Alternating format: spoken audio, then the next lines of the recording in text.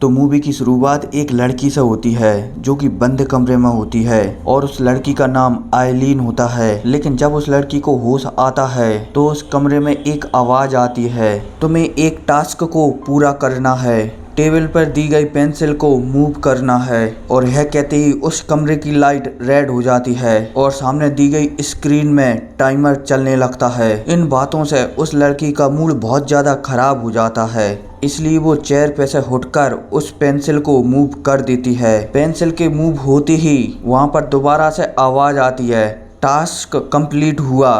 और फिर इसके बाद वो लड़की बेहोश हो जाती है और फिर सीन शिफ्ट होता है और हमें उस लड़की की यादों को बताया जाता है, जहाँ पर वो देख रही है कि एक रेत का बना हुआ कार्सल है। और फिर दोबारा से सीन शिफ्ट होता है और हमें आइलीन को बताया जाता है जो कि अब दोबारा से होश में आ चुकी है। और वहीं आइलीन को दोबारा से वही आवाज सुनाई देती है। वो आवाज कहती है मूव दिस पेंसिल। लेकिन इस बार आइलीन कुर्सी पर बंधी हुई होती है, इसलिए वो उस पेंसिल को मूव नहीं कर पाती। वो आवाज आइलीन से कहती है कि अगर तुमने दिए हुए समय में एक टास्क पूरा नहीं किया तो तुम्हारी बेटी ईवा मारी जाएगी। यह बात सुनते ही आइलीन को बहुत गुस्सा आता है, लेकिन अब टाइमर शुरू हो चुका था, इसलिए आइलीन थोड़ी देर तक कुछ सोचती है और फिर अपने जूतों को निकालकर उस पेंसिल को मूव कर देती है। टास्क के कंप्लीट होते ही कमरे में सफेद लाइट जल जाती है और आइलीन बेहोश हो जाती है। बेहोश होने के बाद आइलीन अपनी बेटी को देखती है और उसकी बेटी एक रेत का कार्सल बना रही थी। लेकिन सपना कुछ ही देर चलता है और आइलीन की दोबारा से उसी कमरे में नींद खुल जाती है। लेकिन इस बार उसके कमरे में प्लेट में खाना रखा हुआ था जो कि लिक्विड टाइप का कुछ था। आइलीन उस कमरे की तलाशी लेती है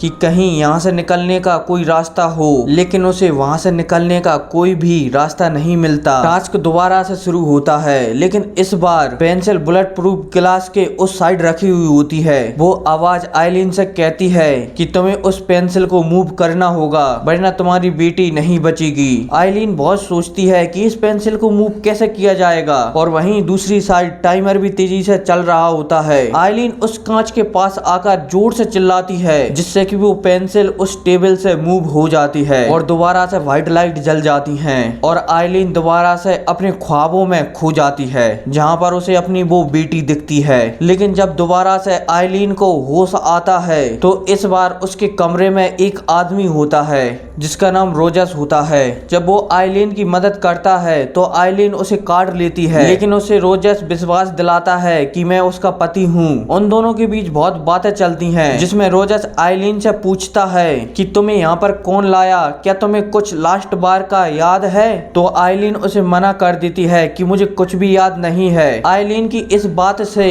रोजस हताश हो जाता है क्योंकि उसे यहाँ से निकलने का कोई भी क्लू नहीं मिला है। लेकिन इतने में वहां पर दोबारा से आवाज आती है कि टेबल पे रखी गई पेंसिल को तोड़ना है। आइलीन रोजस से पेंसिल तोड़ने के लिए कहती है, लेकिन रोजस उसकी बातों पर विश्वास नहीं करता। तो आइलीन उसे सब कुछ बता देती है कि अगर हमने पेंसिल नहीं तोड़ी तो ये लोग हमारी बेटी को मार डालेंगे। इसलिए रोजस उस पेंसिल को तोड़ने के लिए जाता है, लेकिन तभी उस कमरे की लाइट बदल जाती है और वो आवाज कहती है कि यह पेंसिल सिर्फ मेन सब्जेक्ट ही तोड़ सकता है। अब वे दोनों वहाँ पर बहुत ही ज्यादा परेशान हो जाते हैं। रोजस आइलीन पर गुस्सा करने लगता है, लेकिन तभी आइलीन को गुस्सा आता है और वो अपनी दिमाग से उस पेंसिल के 2 टुकड़े कर देती है। और यहाँ पर हमें पता चलता है कि आइलीन के पास शायद पहले से ही कोई शक्तियाँ हैं या फिर कोई आदमी उसके ऊपर किसी प्रकार का एक्सपेरिमेंट कर रहा है। और फिर क्या आइलीन दोबारा से बेहोश होकर अपनी बच्ची को देखती है, लेकिन इस बार उसे उसके सपने में उसका हस्बैंड भी दिखाई देता है। और फिर इसके बाद सीन शिफ्ट होता है और हमें दोबारा से उसी कमरे का सीन बताया जाता है, जहां पर आइलीन का हस्बैंड बाहर निकलने का दरवाजा ढूंढ रहा होता है, क्योंकि जब आइलीन बेहोश हुई थी उसी समय उसका हस्बैंड भी बेहोश हो चुका था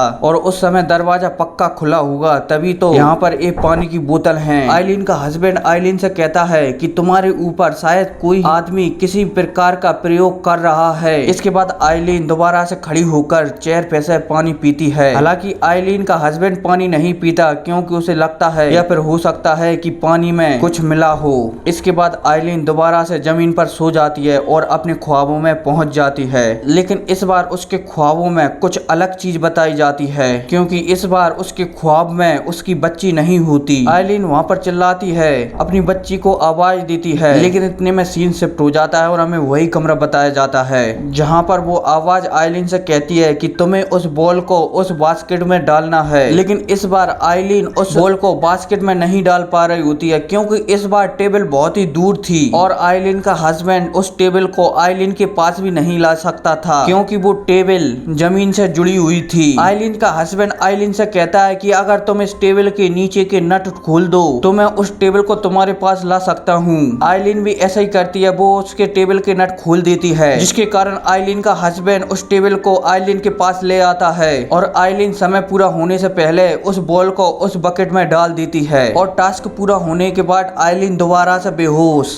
और होश आने के बाद आइलीन और रोजर्स की कुछ बातें होती हैं जिसके बाद उसे पता चलता है कि इन दोनों का रिश्ता कोई खास नहीं था और हर छोटी छोटी बातों पर लड़ाई होती रहती थी। कुछ समय बाद आइलीन को अलग अलग टास्क दिए जाते हैं जिसे आइलीन पूरा कर देती है, लेकिन फिर एक दिन आइलीन को गन को असेंबल करना था। आइलीन ने इससे पहले कभी भी गन को असेंबल नहीं किया था, इसलिए उसे थोड़ी सी परेशानी आती है जिसके कारण रोजर्स उस पर गुस्सा होता है। लेकिन आइलीन गन को असेंबल करने के बाद रोजर्स पर गोली चलाती है और साथ ही साथ उस गोली को रोकती भी है और फिर इसके बाद आइलीन बेहोश। लेकिन एक टास्क में रोजर्स को एक बॉक्स में कैद किया हुआ होता है और वो आवाज कहती है कि तुम्हें अपने हस्बैंड को बचाना है। आइलीन इस बार उस टास्क को पूरा नहीं कर पाती जिसके कारण उसका हस्बैंड मारा जाता है क्योंकि इस बार जो उसने सपना देखा था वो बहुत ही भयानक था क्योंकि उसके सपने में उसकी बेटी नहीं थी जिसके कारण वो अपनी शक्तियों को सही तरीके से यूज नहीं कर पाई। आइलीन गुस्सा होकर उस आवाज से पूछती है कि मेरी बेटी ईवा कहाँ पर है। इस बात पर वो आवाज कहती है कि टास्क पूरा ना होने के कारण तुम्हारी बेटी मारी गई। आइलीन को बहुत गुस्सा आ जाता है, इसलिए वो उस स्पीकर को भी अपनी शक्तियों से उखाड़ देती है। लेकिन कुछ समय बाद वहां पर हथियार पकड़े सैनिक आ जाते हैं, लेकिन आइलीन बहुत ही दुखी होती है और साथ ही साथ उसकी शक्तियों पर भी उसका पूरा कंट्रोल होता है, इसलिए वो सभी सैनिकों को मार देती है। इसके बाद आइलीन उस कमरे से बाहर निकलती है, लेकिन बाहर निकलते ही उसे और भी सैनिक दिखाई देते हैं और वो सैनिक आइलीन पर गोली भी चलाते हैं। लेकिन आइलीन का अपनी शक्तियों पर पूरी तरह से कंट्रोल हो चुका था, इसलिए वो उन सैनिकों को भी मार देती है। आइलीन वहां से निकलकर एक ग्रीन रूम में आती है जहां पर वो सभी सामान उपलब्ध होते हैं जो आइलीन के टास्क में लग रहे थे।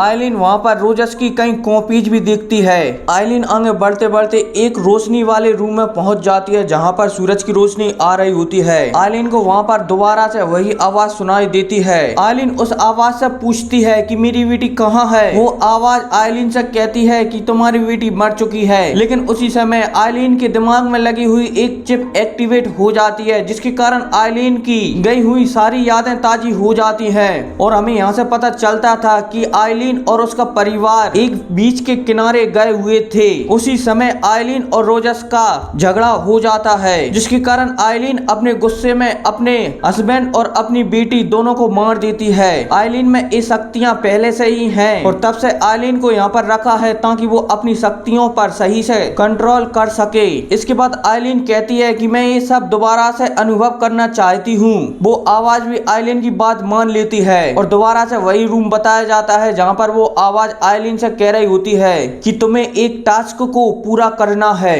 Move the pencil. और यहीं पर ये कहानी खत्म हो जाती है।